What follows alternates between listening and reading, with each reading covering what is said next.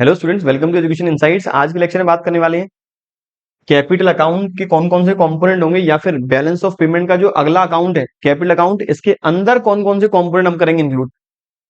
मैंने बीओपी का जो फर्स्ट अकाउंट था करंट अकाउंट, उसका डिटेल डिस्कशन कर लिया है, कितने टाइप का था वो भी हम बात कर चुके हैं। अब कैपिटल अकाउंट क्या कहता है?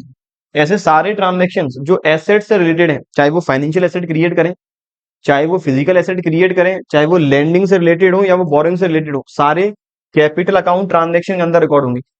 It records all the transaction of assets which are in the form of physical assets, which are in the form of financial assets, which are in the form of lending और borrowing। ये सारा ही cover होगा capital account के अंदर। मतलब मैंने capital account के जो भी कंपोनेंट्स हैं उन्हें मेजर तीन ही कैटेगरी में डिवाइड कर दिया है। नंबर वन है एफडीआई, नंबर सेकंड है एफआईआई और नंबर थर्ड है एक्सटर्नल बोरोइंग या फिर असिस्टेंस। जितना भी इन्वेस्टमेंट है वो इन दो कैटेगरीज में डिवाइड है, एफडीआई और एफआईआई के फॉर्म में। और जो भी लोन दिया या लोन लिया कंसेशनल रेट पे या फिर मार्केट रेट पे, वो कवर है एक्सटर्नल कमर्शियल बोरोइंग।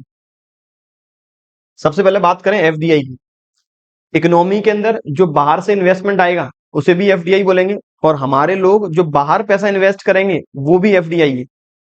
बस दिक्कत या फिर क्या डिफरेंस रहेगा, एफडीआई कहता है जो इन्वेस्टमेंट किया जा रहा है इंडिया में in the form of physical asset, ऐसे इन्वेस्टमेंट जो फिजिकल एसेट के फॉर्म में किए गए हैं उन्हें बोल रहे हैं एफडीआई। और ऐसे इन्वेस्टमेंट जो किए गए हैं फाइनेंशियल एसेट के फॉर्म में उन्हें बोल रहे हैं एफआईआई। जैसे आज कोई कंपनी बाहर की या फिर कोई एक रेसिडेंट बाहर का इंडिया के अंदर खुद की इंडस्ट्री सेटअप करता है तो वो आएगा एफडीआई के अंदर, क्योंकि उन्होंने यहीं पर जमीन खरीदी, यहां पर फैक्ट्री सेटअप की। लेकिन कोई बाहर का इन्वेस्टर इंडिया में किसी कंपनी के शेयर्स परचेज करता है, सिक्योरिटीज परचेज करता है, उसे फाइनेंशियल एसेट कहेंगे और इस तरह के इन्वेस्टमेंट को बोलेंगे FII.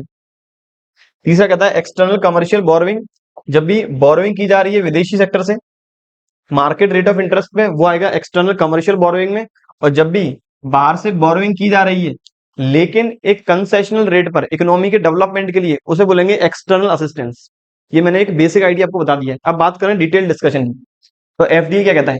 It means investment in the form of physical assets like land, building, machineries and infrastructure etcetera.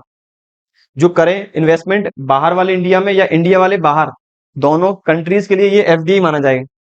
अगर इंडिया वाले बाहर इन्वेस्टमेंट करेंगे तो इंडिया से फंड का होगा आउटफ्लो, कहां रिकॉर्ड करेंगे? ये रिकॉर्ड होगा पेमेंट साइड, मतलब डेबिट साइड। किस अकाउंट के डिस्कस कर रहे हैं? Capital account. तो ये रिकॉर्ड होगा कैपिटल अकाउंट की डेबिट साइड में, यदि हम लोग बाहर इन्वेस्ट करेंगे। अब बाहर वाले इंडिया के अंदर इन्वेस्टमेंट करेंगे, इंडिया के अंदर फंड्स का होगा इनफ्लो, ये रिकॉर्ड होगा कैपिटल अकाउंट की क्रेडिट साइड में। इसलिए कहता है आगे, FDI implies direct influence on operations. FDI से इफेक्ट क्या रहेगा? जो व्यक्ति इन्वेस्टमेंट कर रहा है वो डायरेक्टली इन्फ्लुएंस, डायरेक्ट प्रभावित कर सकता है उस एंटिटी के ऑपरेशंस को, उस एंटिटी के मैनेजमेंट को, जबकि एफआईआई में ऐसी फैसिलिटी अवेलेबल नहीं है। आगे कहता है एफडीआई इन इंडिया, जो भी एफडीआई इंडिया में होगा उससे कैश का होगा इनफ्लो, क्रेडिट साइड मतलब रिसीट साइड रिकॉर्ड करेंगे कैपिटल अकाउंट की। और जो भी इंडिया से बाहर जाएगा इन्वेस्टमेंट वो रिकॉर्ड करेंगे कैपिटल अकाउंट की डेबिट साइड मतलब पेमेंट साइड में। फिर आगे कहता है एफआईआई, जिसका दूसरा नाम है पोर्टफोलियो इन्वेस्टमेंट। ऐसा इन्वेस्टमेंट जो किया गया है फाइनेंशियल एसेट्स में, जैसे stocks, bonds and other securities. चाहे वो इन्वेस्टमेंट करें इंडिया वाले बाहर या बाहर वाले इंडिया में। और इसका बच्चों की तैयारी को और बेहतरीन बनाने के लिए एक कॉम्प्रिहेंसिव बुक लेकर आए हैं, क्वेश्चन बैंक विद सॉल्यूशन, जिसमें आपको अकाउंटेंसी, इकोनॉमिक्स, बिजनेस, इससे रिलेटेड पिछले 10 से 15 साल के एग्जामिनेशन वाइज क्वेश्चंस आपको मिलने वाले हैं, जो हमने कवर किए यहाँ चैप्टर वाइज।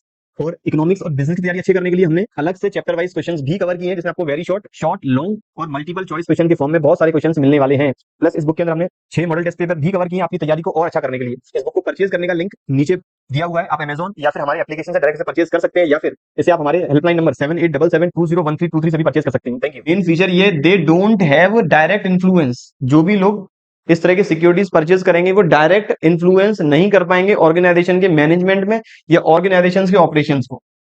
फर्दर कहता है जो भी कैश का इनफ्लो होगा एफआईआई की वजह से, जो बाहर के लोग इंडियन मार्केट में पैसा करेंगे इन्वेस्ट, इंडिया की कंपनी से सिक्योरिटी परचेज करेंगे, तो मनी का होगा इनफ्लो रिकॉर्ड करेंगे क्रेडिट साइड में।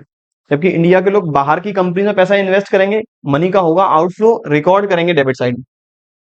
उम्मीद करता हूं एफडीआई एफआईआई में किस तरह के ट्रांजेक्शन रिकॉर्ड होंगे और किस साइड रिकॉर्ड होंगी ये अच्छे से समझ में आ चुका है।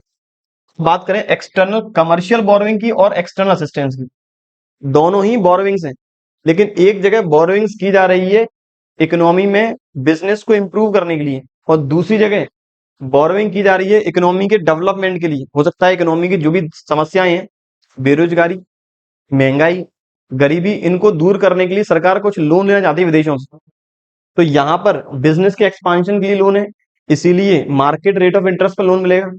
इस जगह असिस्टेंस है, इसीलिए लोन मिलेगा कंसेशनल रेट में।